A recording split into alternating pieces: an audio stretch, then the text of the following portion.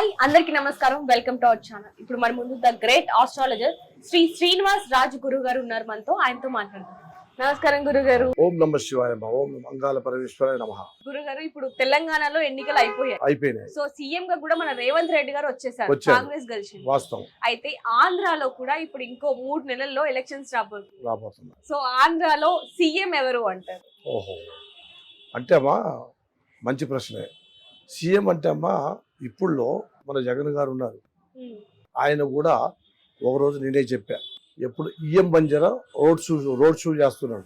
EM బంజర్లో ఇక్కడ సత్తుపల్లి బంజర్లో ఆయన road show చేస్తున్నాడు. నేను ఆంజనేయ గుడికాడ పూజ చేసుకుంటున్నాను. జగన్ గారు వస్తున్నారు. అప్పుడు సీఎం కాలే, ఆయన సీఎం కాలే. ఇక ఈఎం బంజర్ అంటే సత్తుపల్లి దగ్గర ఈఎం బంజారా సత్తుపల్లి రూట్లో పోతున్నాడు కారులో. అప్పుడు అక్కడ ఆగారనమాట. అప్పుడు పక్కన మా శిష్యులు చూసి, ఓ మన జగన్ గారు వచ్చారు మాట్లాడండి గురుగారు అనే. నేను చూసి సరే పోదాం అంటే పాపం అక్కడ తాడు కట్టారు. ఆయనకాని జనాలు ఆయన దగ్గర పోకోకుండా తాడు కట్టారు. నేను ఏమండి నమస్కారం అండి అన్న అంటే నమస్కారం అన్నాడు. మరి ఏంటి ఇప్పుడు స్థానం నీదేనండి అన్న. నువ్వే సీఎం అవుతామండి. నా కార్డు కూడా ఇచ్చా అయ్యగారికి, జగన్ గారికి ఇచ్చారు. నా విజిటింగ్ కార్డు కూడా ఇచ్చాను. మీరేనండి సీఎం అని చెప్పా. నవ్వాడు. ఓకే అన్నాడు.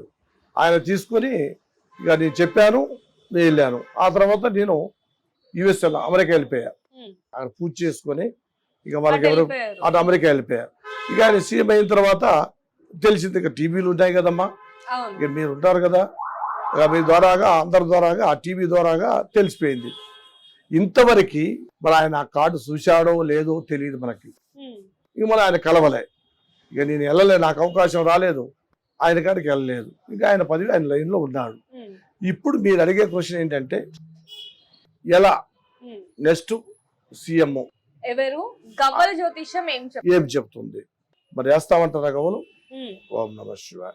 జాయ్ గురు మహాకాళి ఆదిపరాశక్తి సమ్మక్క తల్లి సారక తల్లి తిరుపతమ్మ తల్లి అంగాల పరమేశ్వరాయ నమః. ఆంధ్రాలో కొత్త సీఎం ఎవరు? కరెక్ట్గా అంతే కదమ్మా. 4 పడిపోయాయి. రెండోసారి వేద్దాం. జాయ్ గురు జాయ్ భగవతి అంబావారు వనదుర్గాయ నమః అంగాల పరమేశ్వరాయ నమః. 1 2 3 4 5. ఇంకొకసారి వేద్దాం. జాయ్ భగవతి కళ అంబవారు ఆదిపరాశక్తి సమ్మక్క తల్లి వనదుర్గాయ నమః. ఓం నారాయణ ఓం ఈశ్వరాయ నమః అంగాల పరమేశ్వరి. అమ్మా ఫస్ట్ బర్త్డే 4 పడ్డాయి, ఆ తర్వాత 5 పడ్డాయి, ఆ తర్వాత ఇప్పుడు 4. అంతే కదా. 5 4 5 9 9 ఒక 4 13. అంతే కదా. 13 లెక్క ప్రకారంగా చూస్తే అసల్లో ఈ గణిత ప్రకారంగా చూస్తే మనం అన్ని రకాల అమ్మవారికి పూజలకి పునస్కారాలకి అన్ని వాడేది మన పసుపు. అంతే కదా.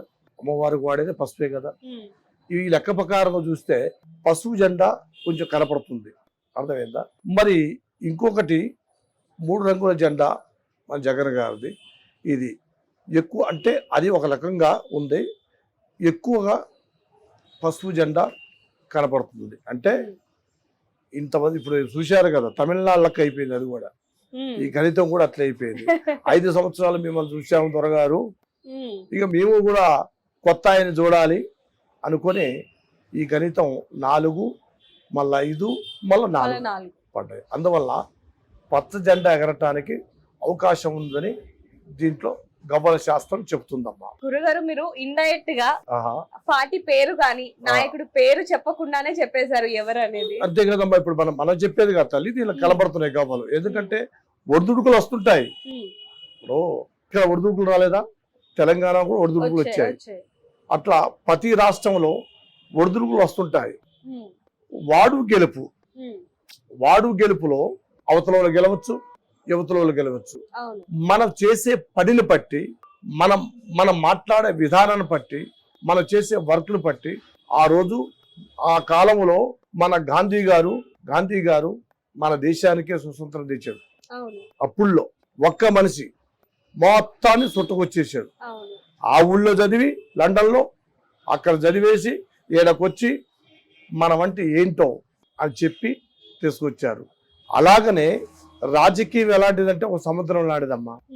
మనం చేసే పనిని బట్టి మనం చేసే మనుషులు ఇప్పుడు చూడండి, ఇప్పుడు తెలంగాణ చేశారు, కేసీఆర్ గారు కూడా చేశారు, ఆయన కష్టపడ్డాడు, ఈయన జనాలకు ఏమైంది ఆలోచన వచ్చేసింది. సరే 10 సంవత్సరాలు చూశాంగా, సరే ఈయన కూడా చూద్దాం అని ఇప్పుడు రెడ్డి గారు వచ్చాడు.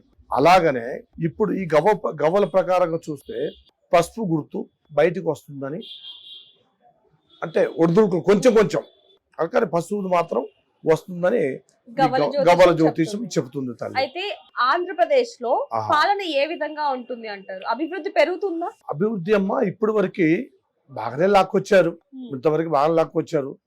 ఇక అప్పుడు నేను ఒక మాట చెప్పాను కదా, మా కుటుంబం లాంటిది అది కూడా. ఫ్యామిలీ చిన్న ఫ్యామిలీ అయితే మామూలు మేనేజ్మెంట్ చేసుకోవచ్చు, పెద్ద సముద్రం లాంటిది. ఒక ఆంధ్రప్రదేశే కొంతమంది ఏమంటారు నాకు పెట్టలేదని, కొంతమంది తిన్నోడు కడుపు నుండి తిన్నోడు కాముకునే ఉంటాడు, ఏమి లేనోడు బజార్కి ఎక్కుతాడు కదా, నాకు అది పెట్టలేదండి, జగన్ గారు ఇది పెట్టలేదండి, అది పెట్టలేదని అంటూనే ఉంటాడు. అయితే ప్రజా మనసు ఎలాంటిదంటే ఒక నాయకుడి మీద వాళ్ళు ఫోకస్. మనం ఏమనుకుంటే వెనకటి కాలం వేరు. వెనకటి కాలం అంటే అయ్యా ఏది ఇచ్చినా మన నాయకుడు డబ్బులు తీసుకోరు. మా వెనకటి కాలంలో డబ్బులు తీసుకోరు, మాట మీద కట్టుబడే వాళ్ళు ఉన్నారు. కానీ ఈ రోజులలో దేనికైనా లక్ష్మి ఒక పక్క, చేసే పని రెండో పక్క, మర్యాద కొంతమందికి. అలాగనే వీళ్ళు ప్రజా లైన్లో చూస్తే తేటగా ఇదే పసుపు కనపడుతుంది, కొంచెం దుడుగు కనపడుతుంది, కానీ ఎక్కువగా పసుపే కనపడుతుందని చెప్తుందమ్మా.